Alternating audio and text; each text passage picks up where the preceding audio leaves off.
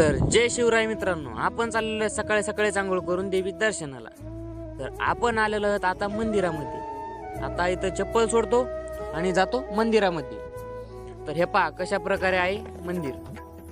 हे पहा इकडं दगडाचं बनलेलं आहे सगळं. तर चला आता जाऊ देवीच्या दर्शनाला. जाता जाता इथं वाघ असतो, त्याचे दर्शन घेऊ, घंटी वाजवू आणि जाऊ मंदिरामध्ये. तर चला आता मंदिरामध्ये आलेलो आपण. मंदिरामध्ये देवीचे दर्शन घेऊ. आधी दर्शन घेतलं आला. आता पा एक व्हिडिओ बघा तुम्ही. आता कशी क्लिप आहे एकदम भारी.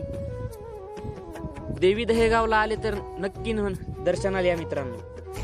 हे पहा पूर्ण कलाकृती कशी आहे एकदम मधातून दगडाचं आहे सगळं. हे पहा बाहेरच्या साईडला पण कसं आहे एकदम. हे पहा कशी आहे बनलेली डिझाईन.